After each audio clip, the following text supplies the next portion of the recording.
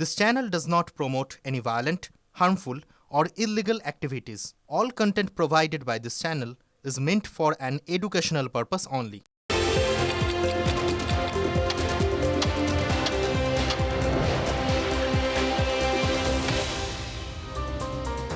নমস্কার, দেখছেন টিভি9 বাংলা। আপনাদের সঙ্গে রয়েছি আমি শুভজিৎ মিত্র। ঘড়ির কাঁটা 5টা, আর 5টা মানেই 5 কথা।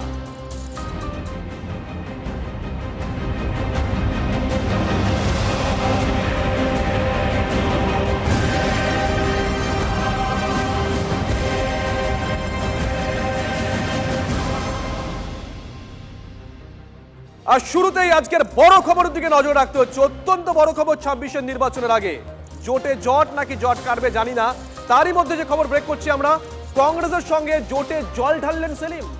প্রদেশ কংগ্রেস সভাপতির ভূমিকা নিয়ে প্রশ্ন মোহাম্মদ সেলিমের। শুভঙ্করের তৃণমূলের প্রতি বেশি দরদ, মস্ত অভিযোগ সেলিমের। কারো পায়ে ধরতে পারবো না মন্তব্য করেছেন মোহাম্মদ সেলিম। কংগ্রেসকে সিদ্ধান্ত নিতে হবে, আমি কাউকে ছাড়ছি না, এমনটাই জানিয়েছেন সিপিএম এর রাজ্য সম্পাদক। কংগ্রেসকে অবস্থান পরিষ্কার করতে হবে জানিয়েছেন সেলিম। সিপিএম এর রাজ্য সম্পাদক মোহাম্মদ সেলিমের নিশানায় এবার প্রদেশ কংগ্রেস সভাপতি শুভঙ্কর সরকার সরাসরি।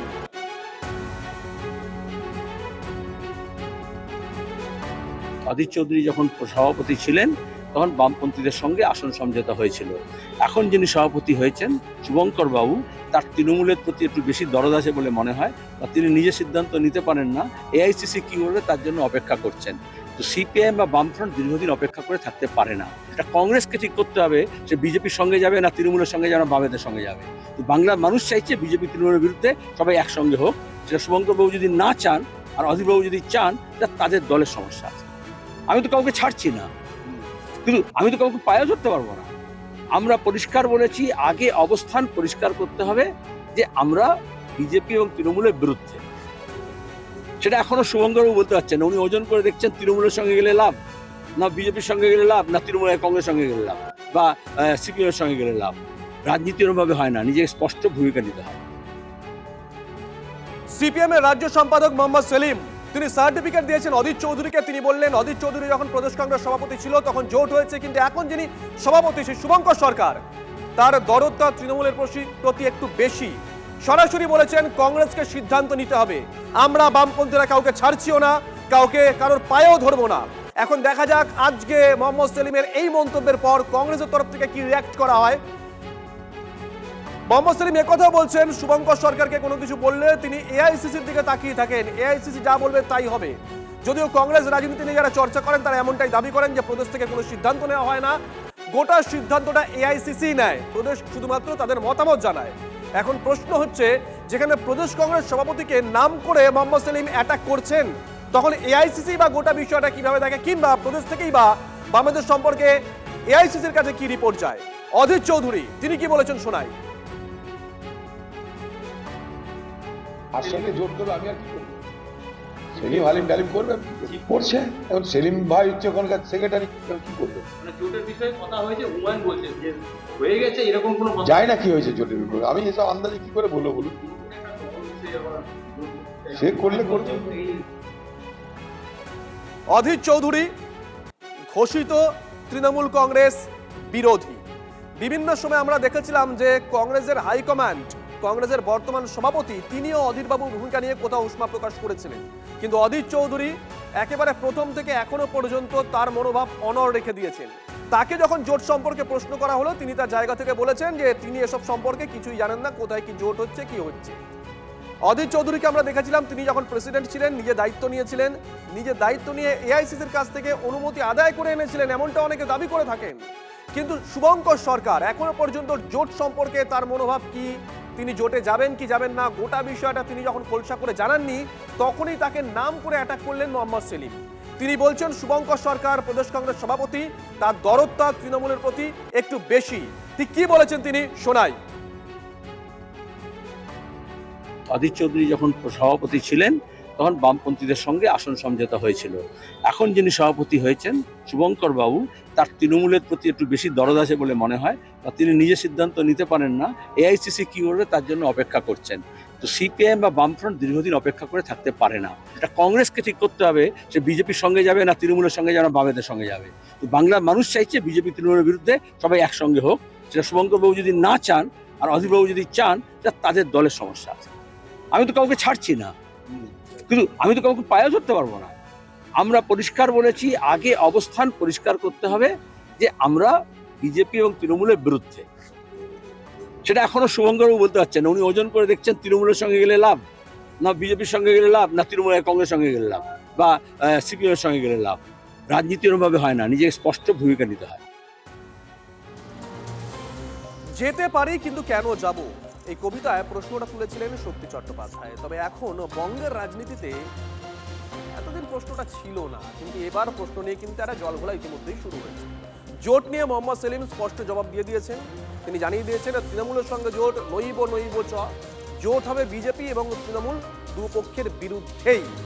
ফলে যেতে পারি এবং গেলেনও, এমন প্রশ্ন উঠছে কোথাও কোথাও। হুমায়ুন কবির ও মোহাম্মদ সেলিমের বৈঠক বুধবার রাতে নিউ টাউনের হোটেলে দুই নেতার বৈঠক, সদর্থক আলোচনা হয়েছে বলছেন হুমায়ুন। জোট নিয়ে কালকে একটা মোহাম্মদ সেলিমের সঙ্গে আপনার প্রায় দেখুন, এটা বলার মতো এই মুহূর্তে কিছু নেই। মিটিং হয়েছে, সদার্থক মিটিং হয়েছে, খুব বন্ধুত্বপূর্ণ পরিবেশে বিধানসভা নির্বাচনকে সামনে রেখে যত রকম প্রাসঙ্গিকতা আছে সেসবগুলো নিয়ে বিস্তারে আলোচনা হয়েছে। এর বাইরে আমি কিছু বলবো না। এর বাইরে আমি বেশি কিছু বলবো না, বেশি কথা বলতে চাইলেন না অন্তত ক্যামেরার সামনে হুমায়ুন কবির। প্রশ্ন তো রয়েই গেল যে মুখে বললেন না, তাহলে কি ভেতরে ভেতরে কিছু? মোহাম্মদ সেলিম তিনি তার মতন করে জবাব দিয়েছেন। কারো মুখে ঝাল খায় না সেলিম, চেখে দেখি ও কি চাইছে, এমনটাই জানিয়েছেন মোহাম্মদ সেলিম। আল্লাহ কারোর মুখে ঝাল খায় না মোহাম্মদ সেলিম। আমি সরাসরি test of pudding is eating, আমি একটু চেখে দেখি আসলে ও কি চাইছে, তারপর আমাদের পার্টিতে গিয়ে আমি ব্যাক করবো, আলোচনা করবো, তারপর সিদ্ধান্ত হবে। দেখুন, মোহাম্মদ সেলিম জবাবটা দিয়েছেন বটে, ক্যামেরার সামনে অকপট, কিন্তু ওই যে রাজনীতি, প্রশ্ন তো থাকবেই, প্রশ্ন রয়েছেই। ভাবতে পারেন সিপিএম এত বড় বড় কথা বলে, তাদের নতুন প্রজন্মের কয়েকজনকে দেখি, তাদের সব কি নাম, সব ভয়ঙ্কর, আগুন পাখি, সাবমেরিন, এসব নানা রকম নাম তাদের। হ্যাঁ, তো তাদের মুরদ নেই 294টা সিটে লড়ার। সবই তো মোগল সাম্রাজ্য, হুমায়ুনও ছিল মোগল সাম্রাজ্যে, আবার সেলিমও ছিল, সবই মোগল সাম্রাজ্যেরই পার্ট। আমরা ইতিহাসে পড়েছি, কোন মোগল কার হাত ধরে সেটাই দেখা যায়। আমি সাম্প্রদায়িকদের কথা বলছি, তুমি সুকান্তদের কথা বলছো কেন? মোগলদের মধ্যেও আপনার সেলিম ছিল, হুমায়ুন ছিল, এখন তারা এটা বিজেপি আর এস এস রাজনীতি। সুকান্ত মজুমদার তৃণমূলের ওই অধ্যাপক সংগঠন করতো, অথচ আর এস এস। এরকম তৃণমূলের মধ্যে অনেক আর এস এস ঢুকে আছে, প্রথম থেকে আছে, এবং এখন মাঝে মাঝে বেরিয়ে আসছে। আমরা এসব নিয়ে ভাবছিও না, কি কার সঙ্গে বৈঠকে বসছে, তার চায়ের দাম কে দিচ্ছে, ও তারা বুঝবে। আপনি বিশ্বাস করেন বামপন্থী দলে সেলিম নিজের ইচ্ছায় গেছে? অল আর গট আপ।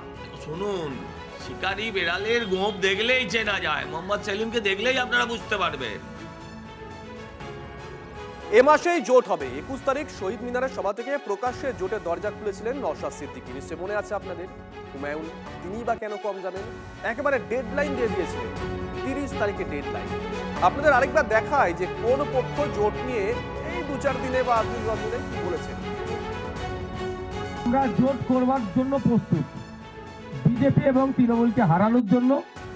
জাতীয় কংগ্রেস, লেফট ফ্রন্ট, আরো যে সমস্ত সেকুলার ফোর্সগুলো আছে তাদেরকে আমরা জানিয়েছি। তাহলে সেখানে বাংলাকে বাঁচাতে হলে আসুন আমরা একসঙ্গে লড়ব। আমরা ইতিমধ্যে কথাবার্তা শুরু করেছি, সময় চলে যাচ্ছে। এজন্য মুর্শিদাবাদের মাটিতে যখন আছি, মালদা, মুর্শিদাবাদে, বীরভূমে কংগ্রেসকেও সিদ্ধান্ত নিতে হবে। যদি নিয়ে উত্তর হয় না, হাইপোথেটিক্যাল কোশ্চেনে কোনো জবাব হয় না।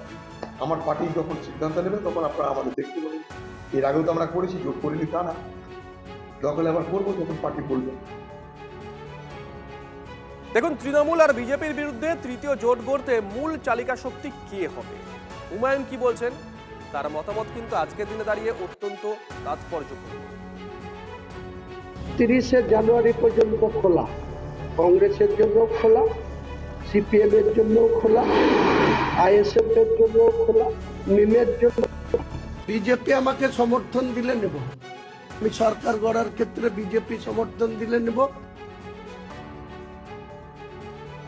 আমি জানি না ওই বিহারের রাজনীতিতে নীতিশ কুমারকে যেমন বলা হয় পাল্টুরাম, এই হুমায়ুন কবিরকে সেটা বলা হবে কিনা এখনো পর্যন্ত জানি না, অন্তত কেউ এখনো বলা শুরু করেনি। কিন্তু হুমায়ুন কবির তিনিও কিন্তু এদিক ওদিক করেছেন। সেই হুমায়ুন কবির দুম করে বলে বসলেন মুখ্যমন্ত্রী হতে গেলে যদি প্রয়োজন পড়ে তাহলে বিজেপির সমর্থন আমি কেন নেব না, বোমা ফাটিয়ে দিয়েছিলেন তিনি। কিন্তু বৈঠকে নিউ টাউনের হোটেলে সেই হুমায়ুনের সঙ্গে মোহাম্মদ সেলিম। সিপিএম এর রাজ্য সম্পাদক অবশ্য বলছেন যে অন্যের মুখে ঝাল না খেয়ে জাস্ট চেখে দেখতে গেছিলেন। হুমায়ুনের মনের হদিশ কি তিনি পেয়েছেন বৈঠকে? নওশাদ সিদ্দিকী তিনি কি বলেছেন? কে কার সাথে আলোচনা করবেন, কোন পার্টি কার সাথে জোটে যাবে সেটা আইএসএফ তো ঠিক করে দিতে পারে না। তবে আমাদের অবস্থান স্পষ্ট দিনের আলোর মতো, সেটা হচ্ছে যারা প্রকৃত অর্থেই বিজেপি এবং তৃণমূলের বিরুদ্ধে লড়াই করতে চাইছেন এবং সেকুলার মাইন্ডলে যারা চলে তাদেরকে নিয়েই আমরা আপকামিং ইলেকশনে জোট করব। যেখানে আবার বিজেপির নেতারা সব ওঠেন, বিজেপির নেতারা থাকেন, বিজেপির নেতারা বৈঠক করেন, খাওয়া দাওয়া করেন, তো সেখানে গিয়ে হুমায়ুন কবিরের সঙ্গে বৈঠক করেছেন মোহাম্মদ সেলিম। তো মোহাম্মদ সেলিমের আচরণ রাজনৈতিক দেউলিয়া ভিক্ষাপাত্র হাতে। हुमायूं और सेलिम एक है, হুমায়ুন আর সেলিম এক হ্যায়। বাবরি মসজিদের নির্মাতা হুমায়ুন কবির, প্রধান পৃষ্ঠপোষক মোহাম্মদ সেলিম। তাই সবই তুলে নিতে হয়, বাজিয়ে নিতে হয়। তুমি একটা জামা কিনতে গেলে 8 বার 4 বার টেনে টুনে দেখো মাপ ঠিক হবে কি হবে না, আর একটা রাজনীতি তুমি করছো, তুমি একটু মাপ দেখ করবে না। এই হচ্ছে ধর্মনিরপেক্ষতা। এটা বিকাশ রঞ্জনকে বুঝতে হবে, এটা সুজন চক্রবর্তীদের বুঝতে হবে। মার্ক্সবাদী থেকে হুমায়ুনবাদী হয়ে গেল মোহাম্মদ সেলিম। তো তার থেকেই তো বোঝা যাচ্ছে যে কত বড় দিশাহীন, পায়ের তলায় জমি নেই। টার্গেট যে আমরা এই সরকারের বিরোধিতা যারা করতে চাই বা এই সরকারটাকে যারা ক্ষমতাচ্যুত করতে চায় তারা তাদের সেই সব ভাবাপন্ন দলগুলি যাতে আমরা একটি ছাতার তলায় এসে একটা শক্ত চ্যালেঞ্জ এই সরকারকে দিতে পারি। মন বুঝতে গেছি, বলছি আমি মন বুঝতে গেছি, মন দিল না বধূ। তো ফলে যতগুলো সমস্ত ওই অতৃপ্ত আত্মা আছে সেগুলো বলছে এসো একবার হাতে হাত ধরি, ওগুলো নিয়ে আমরা ভেবে কি করব, আমরা বিপুলভাবে জিততে চলেছি। তৃণমূল কংগ্রেস হুমায়ুন কবিরকে এমএলএ করলো, মন্ত্রী করলো। যে হুমায়ুন কবির বিজেপিতে গিয়ে লোকসভার মেম্বার ক্যান্ডিডেট হলো, সেই আবার রাতারাতি আবার যখন ফিরে এলো আবার তৃণমূল কংগ্রেস তাকে এমএলএ করে দিল। সেসব নিয়ে কোনো সমস্যা নেই। আর কে কাকে চোখ মেরেছে সে নিয়ে তোমাদের চোখে বালি হচ্ছে।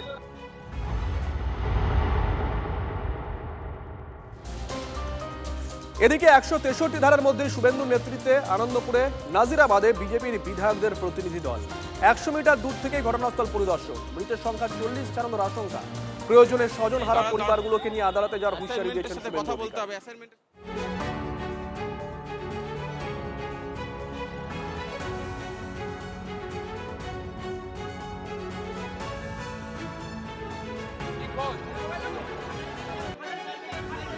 আপনারা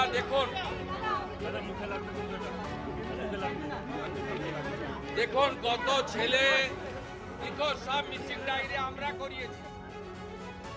মুখ্যমন্ত্রী আসেননি তো 3 দিন, মুখ্যমন্ত্রী আসেননি। এখানে মৃত্যু মিছিল আমাদের ধারণা 35-40 জন ফাইনালি সংখ্যা চলে যেতে পারে। আমরা ক্রেডিট নিতে চাই না, কিন্তু দুর্ভাগ্য এটাই এরা মমতা ব্যানার্জির ভোট ব্যাংক নয় বলে বা বিশেষ সম্প্রদায় নয় বলে মুখ্যমন্ত্রী তার রাজধর্ম পালন করেননি। মুখ্যমন্ত্রীর বাড়ি এখান থেকে 10 কিলোমিটারের মধ্যে। ওনার আসা উচিত ছিল। উনি রাজ্যের প্রশাসনিক কর্ত্রী, অ্যাডমিনিস্ট্রেটিভ চিফ। আমি 20 জন এমএলএ নিয়ে দূর থেকে কোনো প্রমাণ বা যা যা চলছে ইনভেস্টিগেশন অসুবিধা না করেই দূর থেকে একটু দেখবো। এটা কর্তব্য আমাদের, যেহেতু রাজ্যের শাসক দল তার কর্তব্য পালন করেনি, মুখ্যমন্ত্রী করেনি। এটা বিরোধী দলনেতা এবং বিরোধী দলের এমএলএদের কাজ। এটা তখনই রাত্রিবেলা এরা 163 এম্পোজ করেছে আমাদেরকে আটকানোর জন্য। এটা খুব দুর্ভাগ্যজনক। এবং পুলিশকে এইভাবে for the party, by the party, of the party সিস্টেমে চালানো হচ্ছে, যেখানে ফিরহাদ হাকিম মন্ত্রী, মেয়র অরূপ বিশ্বাস মন্ত্রী, সুজিত বোস মন্ত্রী, তারা সুযোগ পান। মন্ত্রী পদমর্যাদার বিরোধী দলনেতায় সুযোগ পায় না। তাকে আটকানোর জন্য 163 হয়। আনন্দপুরের নাজিরাবাদের জোড়া গোডাউনে ভয়াবহ অগ্নিকাণ্ডে ঠিক কতজনের মৃত্যু হয়েছে 3 দিন পরেও ছাই চাপা উত্তরটা। পুলিশ সূত্রে খবর এখনো পর্যন্ত 21টি দেহাংশ উদ্ধার করা গেছে। অন্যদিকে 27 জনের নামে থানায় নিখোঁজ ডায়েরি করা হয়েছে। আনন্দপুরের 2টি গোডাউন থেকে এখনো বেরিয়ে আসছে একের পর এক দেহাংশ। চারিদিকে হাহাকার আর পোড়া গন্ধ।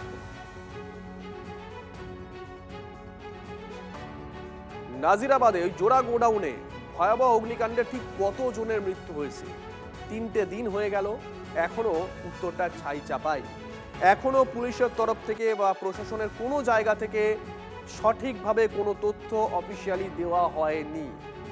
পুলিশ সূত্র মারফত যে খবর পেয়েছি আমরা, এখনো পর্যন্ত 21টি দেহাংশ উদ্ধার করা গেছে। অন্যদিকে 27 জনের নামে থানায় নিখোঁজ ডায়েরি করা হয়েছে। আনন্দপুরের 2টি গোডাউন থেকে এখনো বেরিয়ে আসছে একের পর এক দেহাংশ। চারিদিকে হাহাকার, পোড়া গন্ধ, স্বজনহারাদের ভিড়। তারা বুঝতে পারছেন না কি করবেন। তারা দূর দূরান্ত থেকে আসছেন, কখনো স্পটে যাচ্ছেন, কখনো আবার চলে যাচ্ছেন নরেন্দ্রপুর থানায় উত্তরের আশায়, পরিবারকে শেষবার দেখার আশায়। আপনাদের সেই ছবি দেখাচ্ছি, দেখুন ড্রোন শট, একেবারে যে জায়গায় আগুনটা লেগেছিল সেখানকার ভিউ দেখাচ্ছি আমরা। গোটা এরিয়া বুঝতে পারছেন আপনারা। অন্যদিকে স্বজনহারারা তারা হাতরে বেড়াচ্ছেন, দিশেহারা, কোথায় যাবেন, কে উত্তর দেবেন। কখনো চলে যাচ্ছেন স্পটে যদি একবার উত্তর পাওয়া যায়, কখনো চলে যাচ্ছেন নরেন্দ্রপুর থানার সামনে যদি পুলিশ কিছু বলে। এই দুটো ছবি আপনাদেরকে একসঙ্গে দেখাচ্ছি আমরা। সুজয় আমাদের সঙ্গে রয়েছেন। সুজয়, অনেকগুলো দিন পেরিয়ে গেল, সূত্র মারফত যে খবর পাচ্ছি, তোমরা পাচ্ছ, আমরা প্রত্যেকে দেখাচ্ছি, কিন্তু এখনো অফিসিয়ালি জানানো হয়েছে যে ওই গোডাউনে কতজন সে রাতে শুয়েছিল, কতজনের এখনো পর্যন্ত মৃত্যু হয়েছে বলে জানিয়েছে প্রশাসন, কতগুলো দেহাংশ উদ্ধার হয়েছে, কতগুলো এখনো মিসিং? সুজয়, দেখো এখনো পর্যন্ত সেই সংখ্যাটা পুলিশের কাছেও স্পষ্ট নয় যে সেই রাতে কতজন কর্মী এই ডেকোরেটার্স গোডাউনে ছিলেন। তার কারণ যে 4 জন জীবিত রয়েছেন, যারা ওই আগুনের গ্রাস থেকে পালিয়ে বাঁচতে পেরেছেন, তাদের কাছ থেকেও এখনো সঠিক সংখ্যাটা পাওয়া যায়নি। তবে পরিবারের সদস্যরা তারা যে দাবিটা করছেন, যাদের পরিবারের সদস্যরা ইতিমধ্যেই পুলিশের কাছে জানিয়েছেন, মিসিং ডায়েরি করেছেন, সেই অনুযায়ী সংখ্যাটা ধরে পুলিশ এগোচ্ছে এবং সেই অনুযায়ী সংখ্যাটা এখনো পর্যন্ত 30 বা 31। 4 জন পালিয়ে নিজেদের বাঁচাতে সক্ষম হয়েছে, বাকিদের বাঁচাতে পারেনি এবং সেই অনুযায়ী 27 জন এখনো পর্যন্ত মিসিং ডায়েরি করেছেন নরেন্দ্রপুর থানায়। তার মধ্যে মৃতদেহ বা দেহাংশ উদ্ধার হয়েছে 16 জনের। তার পরবর্তীতে আরও 5 জনের উদ্ধার হয়েছে। সব মিলিয়ে 21 জনের মৃতদেহ উদ্ধার করেছে, দেহাংশ উদ্ধার করেছে, যার মধ্যে 16টি মৃতদেহের ময়নাতদন্ত প্রক্রিয়া ইতিমধ্যে সম্পন্ন হয়েছে। বাকি 5 জনের আজকে ময়নাতদন্ত প্রক্রিয়া চলছে বা ময়না প্রক্রিয়া সম্পন্ন হয়েছে এবং পরিবারের সদস্যদের ডিএনএ স্যাম্পেল ইতিমধ্যেই পুলিশের তরফ থেকে নেওয়া হয়েছে এবং সেই ডিএনএ ম্যাচ করে যাওয়ার পরেই মৃতদেহগুলি পরিবারের সদস্যদের হাতে তুলে দেওয়া হবে। ফলে যারা নিখোঁজ বলে দাবি করছেন পরিবারের সদস্যদের, সেই হিসাবেই সংখ্যাটাকে কাউন্ট করা হচ্ছে বা হিসাবে ধরা হচ্ছে যে কতজন তারা ছিলেন। তার কারণ সাধারণত ওই গোডাউনে অর্থাৎ ডেকোরেটার্সের গোডাউনে কম করে 40 জনের থাকার বন্দোবস্ত রয়েছে। রাতে 40 জন মতো থাকতে পারেন। সেই রাতে 40 জন ছিলেন কিনা নাকি তার থেকে কম ছিলেন সেই বিষয়টাও এখনো কিন্তু স্পষ্ট হয়নি। ফলে এবং যেহেতু সেখানে কোনো সিসিটিভি নেই, সেখানে কার কোনো রেজিস্টার মেনটেন হতো না, ফলে সেই দিক থেকেও কোনোভাবে পুলিশের পক্ষে জানা সম্ভব নয় যে কতজন সেখানে উপস্থিত ছিল। সুতরাং এর পাশাপাশি তোমাকে আরও যে তথ্য জানিয়ে রাখতে চাইব যে পুলিশের তরফ থেকে কিন্তু ইতিমধ্যে এই ঘটনায় একজনকে গ্রেফতার করেছে, যিনি মূলত এই গোডাউনের মালিক, ডেকোরেটর গোডাউনের মালিক। কিন্তু পুলিশ দাবি করছে যে তারা মোমো সংস্থার যে গোডাউন ছিল সেই সংস্থার দায়িত্বপ্রাপ্ত কর্মীদের উপরেও নজর রয়েছে। কারা সেখানকার দায়িত্বে ছিল, অগ্নি নির্বাপন ব্যবস্থা কি ছিল, সেই রাতে যিনি সুপারভাইজার তার সঙ্গে কর্মীদের কি কথা হয়েছিল, কোনোভাবে সুপারভাইজার তিনি জানতে পেরেছিলেন কিনা আগুনের ব্যাপারে, সুপারভাইজার কে ছিলেন, সেই তথ্যগুলি পুঙ্খানুপুঙ্খ তথ্য জোগাড় করছেন তদন্তকারীরা। নরেন্দ্রপুর থানা পুলিশ সেই তথ্যগুলি জোগাড় করে মোমো কারখানার যারা দায়িত্বপ্রাপ্ত ছিল তারাও পুলিশের নজর রয়েছে, তাদের বিষয়টি এড়িয়ে যাচ্ছে না বলে পুলিশের তরফ থেকে দাবি করা হচ্ছে। সেই বিষয়টিও তদন্তের আওতায় রয়েছে এবং এই মোমো নজর রাখো সুজয়, নজর থাকবে আমাদের, যেমন ধারাবাহিকভাবে নজর রয়েছে। এদিকে আনন্দপুর কাণ্ডে রুট বদলে আগামীকাল শুভেন্দুর মিছিলের অনুমতি হাইকোর্টের। 2000 সমর্থক নিয়ে মিছিল করতে পারবেন শুভেন্দু অধিকারী। গড়িয়ার শীতলা মন্দির থেকে বাইপাস হয়ে নরেন্দ্রপুর থানার আগে পর্যন্ত মিছিলের অনুমতি। সকাল 11টা থেকে দুপুর 3:30-এর মধ্যে করতে হবে মিছিল, নির্দেশ বিচারপতি।